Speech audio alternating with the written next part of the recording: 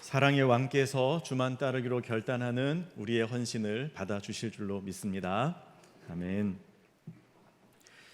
이 시간 우리에게 주시는 하나님의 말씀은 신약성경 에베소서 1장 11절에서 12절까지의 말씀입니다. 에베소서 1장 11절에서 12절까지의 말씀을 제가 봉독하겠습니다. 모든 일을 그의 뜻의 결정대로 일하시는 이의 계획을 따라 우리가 예정을 입어 그 안에서 기업이 되었으니 이는 우리가 그리스도 안에서 전부터 바라던 그의 영광의 찬송이 되게 하려 하심이라. 아멘.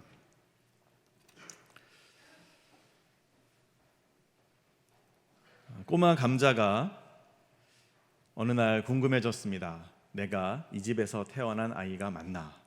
그래서 엄마 감자에게 이렇게 물었습니다. 엄마, 나 감자 맞아? 엄마가 대답했습니다. 당근이지. 꼬마 감자는 그 길로 가출했습니다. 그래, 나는 당근이었구나.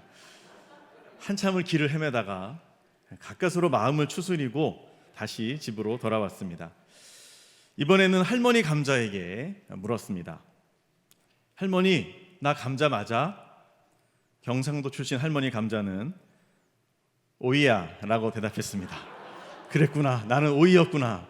또다시 집을 나갔다고 합니다. 사람은 자신이 누구인지를 잘 알아야 합니다. 이것을 모르면 방향을 잃고 방황할 수 있죠. 정체성이 분명하면 흘러가는 대로 살지 않고 사명을 따라서 삶을 결정할 수 있습니다. 초대교회 성도들은 스스로를 어떤 존재로 여겼을까요? 여기에 대해서 우리가 한번 생각해 볼 필요가 있습니다. 사람들에게 있어서, 교회 밖의 사람들에게 있어서 성도들은 그렇게 좋은 모습으로 비춰지지 않았다는 것을 우리는 성경을 통해서 볼 수 있습니다. 표적을 구하는 유대인들에게 십자가에 달린 예수님은 결코 승리자로 보일 수 없었습니다. 저주받은 자다 이렇게 여겼기 때문에 그 예수님을 믿고 따르는 그리스도인들에 대해서 무척이나 거리끼는 거부감을 느끼고 그들을 밀어냈죠.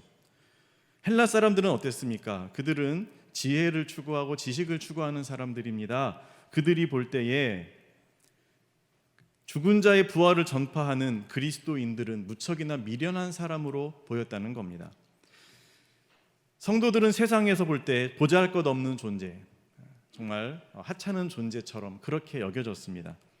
하지만 이것이 그들의 진짜 모습이 아닙니다.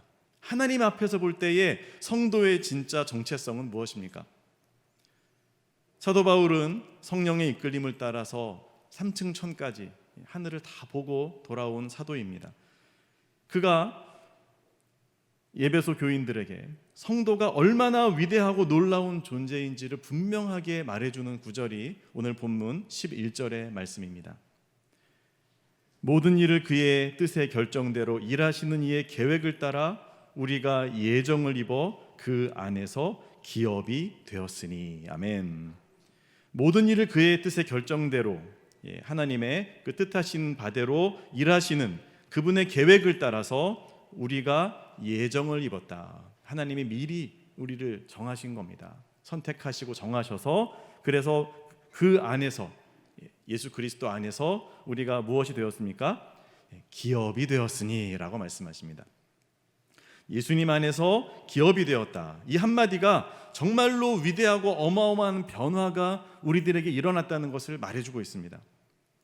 자, 여기서의 기업은 누차 말씀드렸지만 무슨 중소기업, 대기업 할 때의 그런 어떤 회사의 개념의 기업이 아닙니다. 꾀할 기가 아니라 터기입니다. 한자로 보면 이렇게 됩니다. 기업, 이런 컴퍼니가 아니고요. 터기자를 써서 inheritance, 즉 유산, 가업 이런 뜻이죠. 삶의 터전이 되는 그 업을 부모나 친척에게 물려받아서 누리는 그 유업을 말합니다.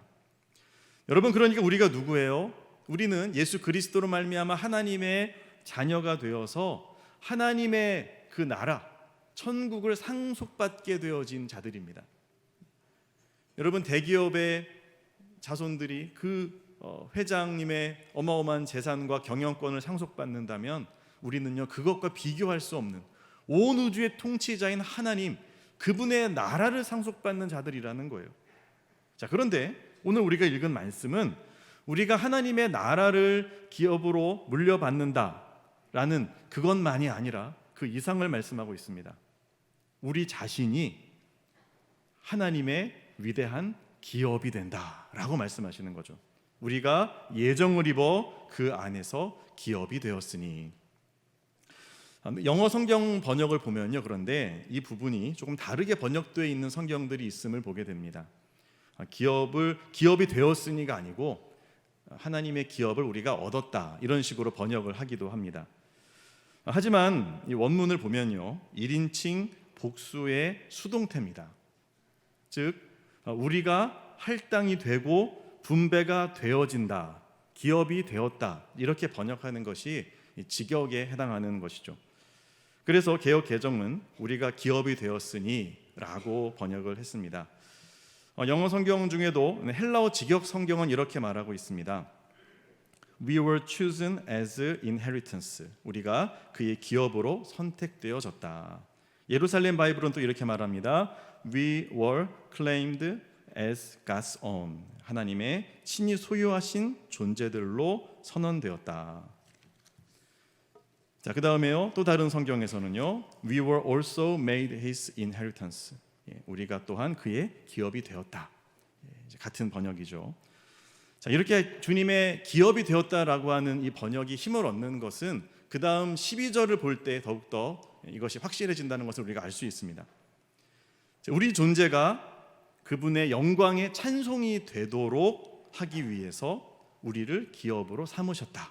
우리를 기업으로 삼으셔서 영광의 찬송이 되게 하셨다.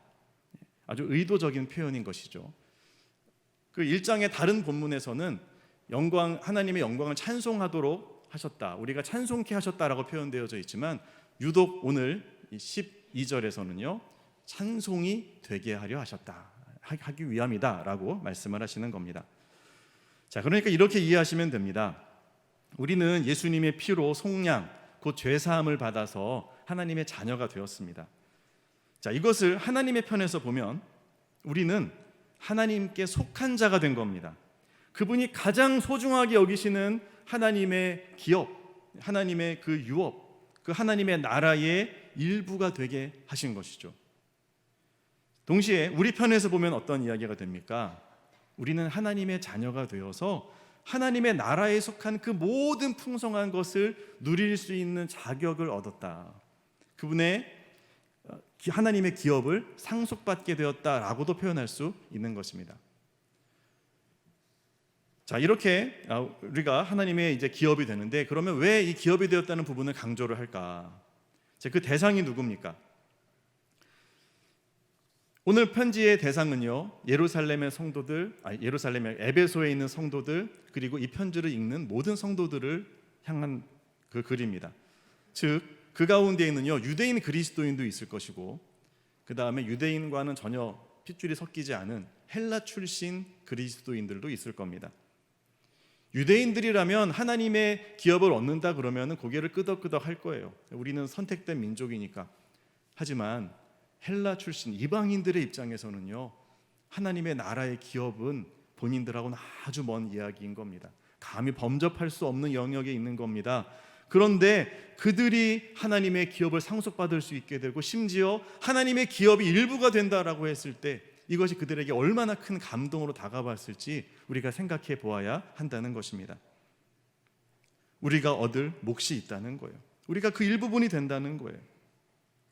이처럼 하나님의 소유가 되어지는 그분의 백성이 되어서 영광스러운 기업이 되면 우리의 삶의 많은 부분이 달라지게 될 텐데요, 오늘 그 가운데서 두 가지만 나누고자 합니다.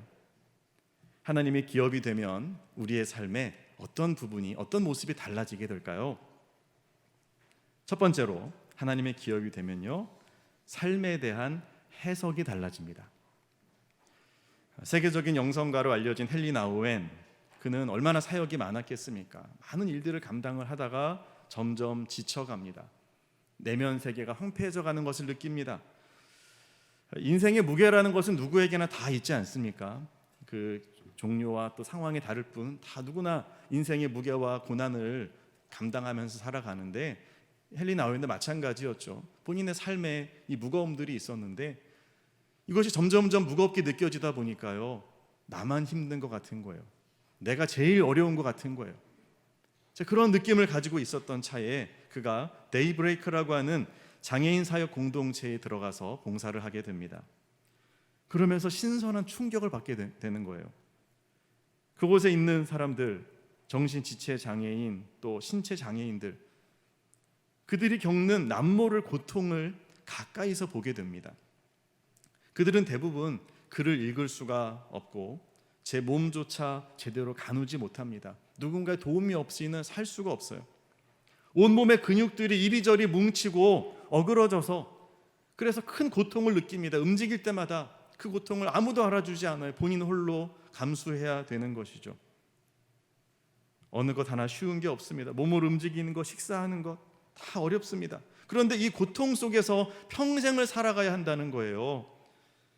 여러분, 이분들은 자기 자신을 스스로를 어떤 존재로 생각하고 있을까요?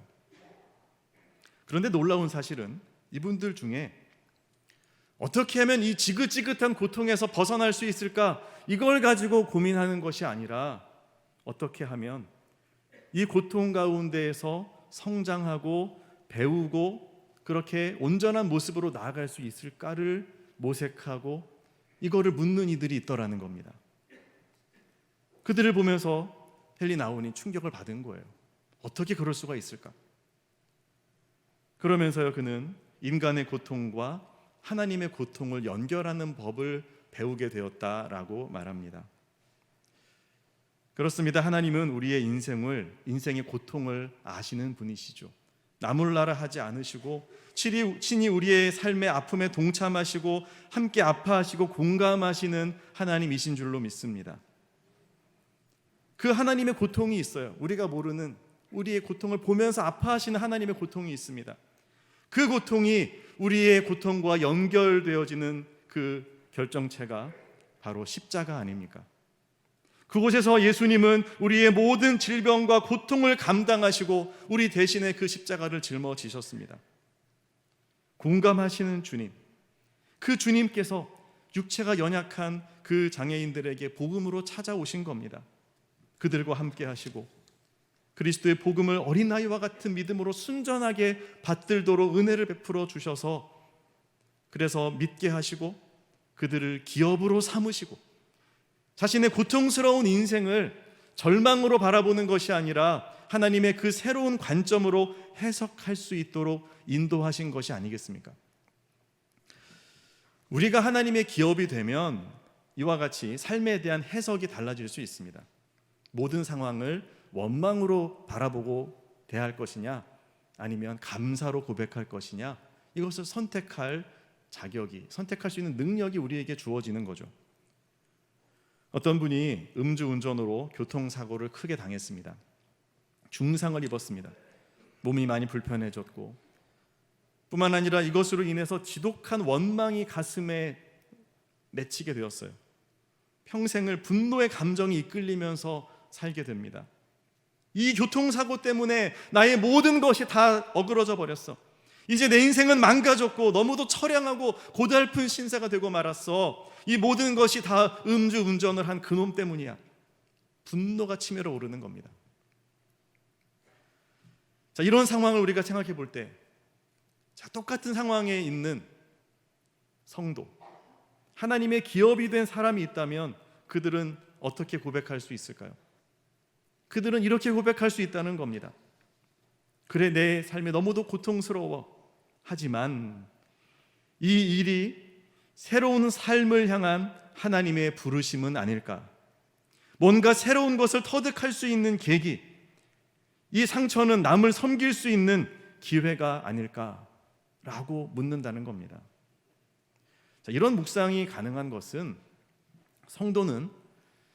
하나님의 기업이 된 성도는 자신의 존재라는 것이 뭡니까?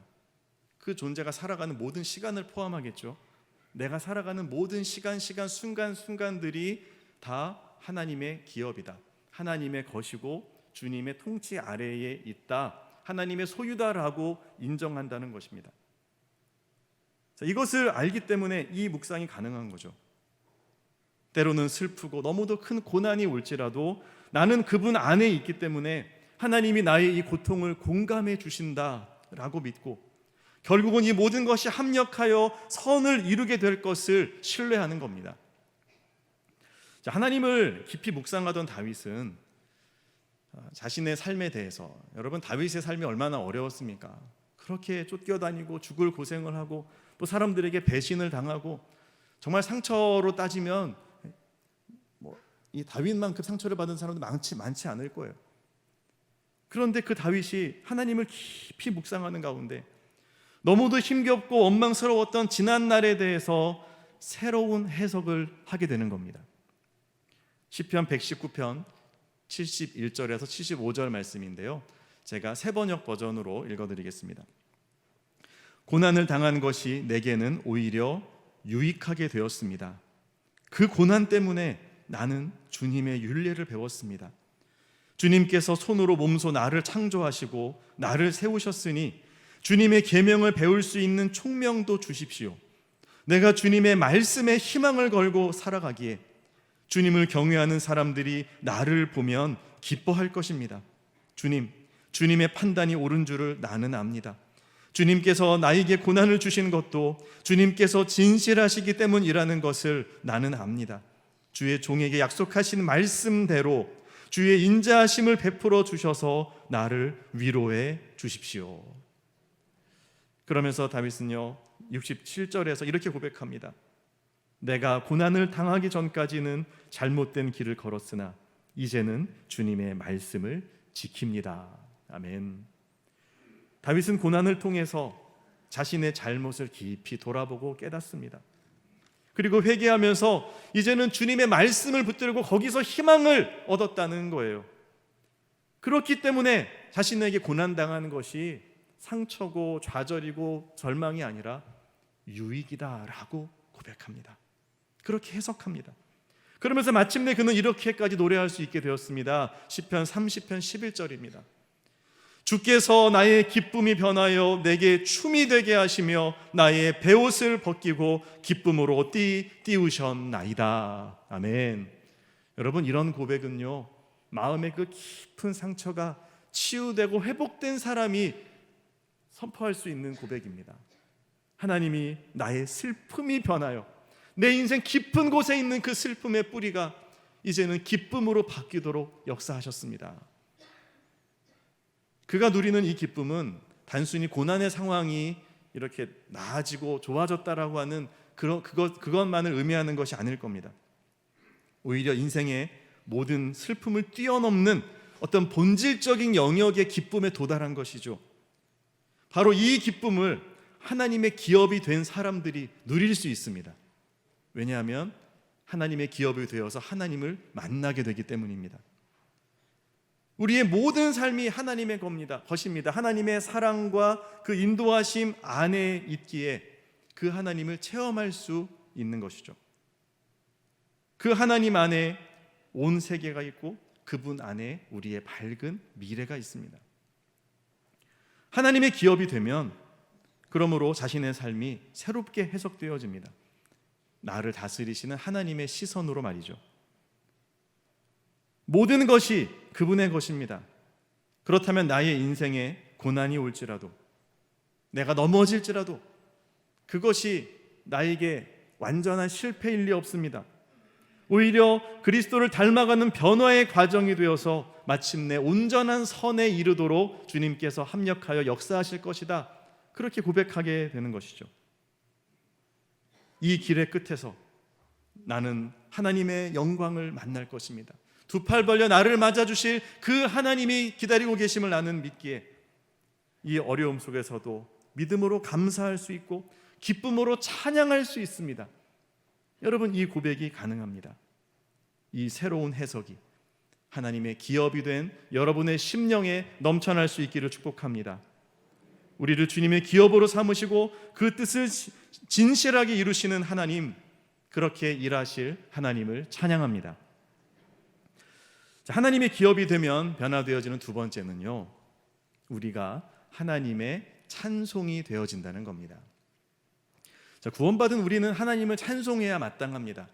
그런데 하나님을 찬송할 뿐만 아니라 우리 자신이 하나님의 찬송 그 자체가 된다는 거죠.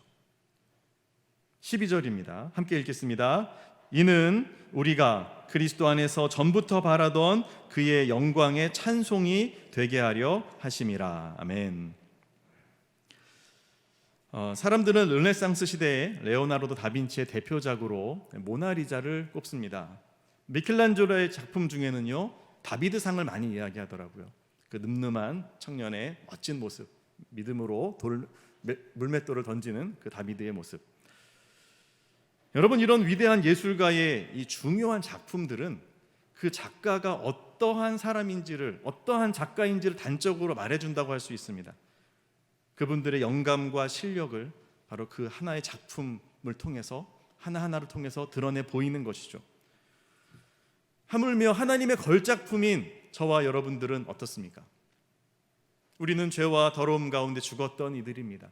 그런 우리를 하나님께서 그리스도 안에서 다시 살려내시고 하나님의 소유된 백성, 하나님의 나라의 영광스러운 기업이 되게 하셨습니다. 따라서 우리는 우리를 이렇게 변화시키신 하나님이 보실 때 어떤 존재겠어요? 하나님의 기쁨이죠. 하나님의 보람이죠. 우리 자체가 하나님 보시기에 찬송인 겁니다. 태어난 어린 아가야는 침대에 누워서 새근새근 잠이 든 그 모습만으로도 부모님, 조부모님을 설레이게 하기에, 기뻐하도록 만들기에 충분합니다. 지인들이 10,000원 내고 자랑하라고 그렇게 말릴 정도로 이 아기는요, 부모의 자랑이고 조부모님의 기쁨인 겁니다. 집 나간 아들을 기다려왔던 탕자의 아버지에게 있어서 회개하고 뉘우치고 사람 되어 돌아온 이 둘째 아들의 존재는요, 그야말로 감격이죠. 이 내 아들은 죽었다가 다시 살아났다 라고 말할 만큼 아버지의 자랑거리가 되는 것 아니겠습니까? 하나님 앞에서 우리의 존재가 바로 그렇다는 겁니다. 멀리 멀리 갔던 우리가, 그렇게 죄악 가운데서 헤매던 우리가 하나님의 은혜 가운데 회개하고 이렇게 주일 예배 시간에 하나님의 전에 나와서 전심으로 예배하는 이 모습으로 주님 앞에 서 있다는, 여러분, 이 자체가 하나님 보시기에 얼마나 큰 기쁨일지 여러분 한번 상상해 보셨습니까? 여러분의 기도와 찬양, 믿음의 일거수일투족이 하나님의 기쁨 그 자체입니다. 스바냐 3장 17절 말씀처럼 말이죠. 그가 너로 말미암아 기쁨을 이기지 못하시며 너를 잠잠히 사랑하시며 너로 말미암아 즐거이 부르며 기뻐하시리라. 아멘. 우리의 존재로 인해 영광 받으시는 하나님을 찬양합니다. 아멘. 자, 이뿐 아니라 우리의 삶은 하나님 보시기에 우리는 하나님의 찬송이에요. 그런데 하나님 보시기에만이 아니라 이 세상에서 다른 사람들이 볼 때에도 하나님의 찬양이 될 수 있습니다. 요즘 우리나라에도 마약 문제가 심상치가 않습니다. 제가 여러 번 예를 들었던 것 같은데요, 한 번 더 말씀을 드리겠습니다. 마약 중독에 빠져서 폐인으로 살던 사람들이 복음을 듣고 예수님을 영접하고 마약을 끊게 되어지고 새로운 삶을 살게 된 그런 경우들이 있죠. 제가 미국의 한 교회를 방문했을 때 그 간증자들이, 그런 경험이 있는 분들이 한 2-3분 나오셔가지고 앞에 나오셔서 본인 이야기를 짧게 하시더라고요. 심각한 마약 중독 상태에 있었는데 그렇게 법정을 들락거리고 또 형을 받아도 나아지지 않았는데, 그런데 예수님을 영접하고 교회에 출석하면서 변화가 생겼다는 겁니다. 사랑하는 성도들의 강력한 눈물의 중보 기도와 성령의 그 크신 역사 속에서 결국은 마약이 완전히 끊어지게 되었고 전혀 새로운 삶을 살게 되었다. 그래서 이제는 또 다른 그 중독자들을 치유하기 위해서 헌신하며 나의 남은 삶을 살고자 한다라고 하는 그분들의 간증을 듣습니다. 여러분, 중독에서 벗어나지 못하고 고통당하는 분들에게 이분들, 마약을 끊고 변화되어진 분들의 존재는 어떤 의미이겠습니까? 그분들에게는 희망이죠. 하나님의 은혜로 이 마약이 끊어졌다면 그렇게 이것을 먼저 체험한 그분들이 바로 하나님의 찬송이죠. 여러분, 우리도 그럴 수 있다는 겁니다. 우리가 세상에서 빛과 소금이 되어 하나님의 찬송의 역할을 감당하도록 주님이 우리에게 은혜를 주십니다. 비록 한때 크게 상처 입고 깨어졌던 우리들일지라도 예수 그리스도의 복음으로 딛고 일어서서 회복하고 새로워진다면요, 우리의 변화되어진 그 일상 자체가 믿지 않는 이들이 볼 때 하나님의 살아계심의 증거가 될 수 있습니다. 하나님을 향한 찬양이 될 수 있습니다. 그래요, 우리는 실수합니다. 누군가가 실수해서 상처를 주었어요. 그런데 거기서 끝내지 않고 진솔하게 회개하고 잘못을 사죄하고 용서를 구해서 뉘우치는 것, 그렇게 해서 관계를 회복시키는 것, 여러분, 이런 모습도 하나님을 향한 찬송이 될 수 있습니다. 성령의 다스림으로 말미암아서 역기능적이었던 가정이 온전한 모습으로 회복되어지고, 부부간의 사랑이 회복되어지고, 부자간의, 부모 자녀간의 관계가 온전해지는 모습, 찬송이죠. 하나님을 향한 찬송입니다. 왜곡되고 병들었던 삶이 변화되어지는 모습, 헛된 목적을 향하여 방황하던 우리들이 이제는 복음 안에서 섬김과 나눔으로 이웃을 위하여 봉사하는 그 착한 행실은 하나님과 사람들 앞에서 하나님을 향한 찬송이 될 수 있습니다.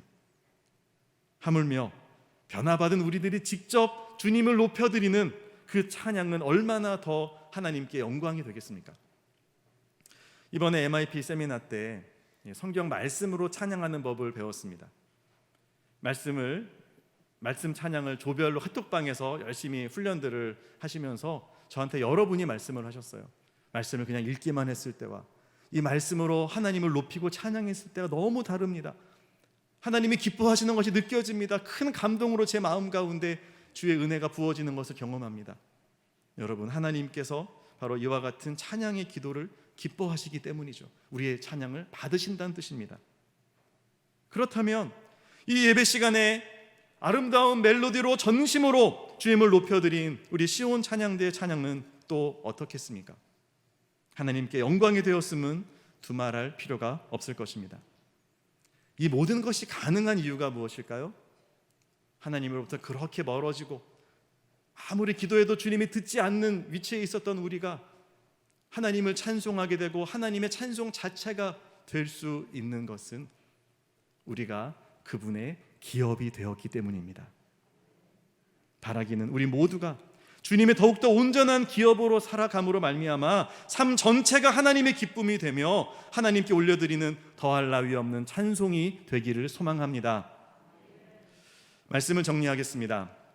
우리는 하나님이 택하신 족속이고 그의 거룩한 나라이고 그의 소유가 된 백성들입니다. 우리는 하나님의 영광스러운 기업으로 부름을 받은 성도들입니다. 그렇기에 이제부터는요, 주님 안에서의 우리의 하루하루가 나의 시간이 아니라 하나님의 시간임을 고백합시다. 그 하나님의 시선으로 바라보면서 더 이상 세속적인 눈으로 바라보며 한탄하고 낙심하지 말고 하늘의 관점으로 해석하고 믿음으로 감사를 고백하게 되어지기를 바랍니다. 지금 겪는 잠시의 고난은 장차 누릴 영광과 좋게 비교할 수 없기 때문입니다. 무엇보다도 우리는 주님의 기업이 된 이 삶 가운데 날마다 거함으로 말미암아 하나님 안에 거함으로 말미암아서 우리의 존재 자체가 하나님께 영광이 되도록 합시다. 그래서 주님의 찬송이 되어진다면 어떻게 될까요? 우리와 대화하는 사람들이요, 하나님을 느끼는 겁니다. 나와 대면하고 또 조금이라도 함께 접촉하는 사람들이 저분에게서 하나님의 살아계심이 느껴진다, 뭔가 사랑이 느껴지고 은혜가 느껴진다 라고 고백하게 되지 않겠습니까? 저들의 마음과 입술로 우리로 말미암아 하나님을 높이고 칭송하는 귀한 역사가 나타나게 될 것입니다. 예수님 안에서 하나님의 온전한 기업이 되어서 모든 것을 감사로 해석하고요, 또 하나님께 영광의 찬송이 되는 소정의 성도들 모두 되시기를 예수 그리스도의 이름으로 축복합니다. 아멘.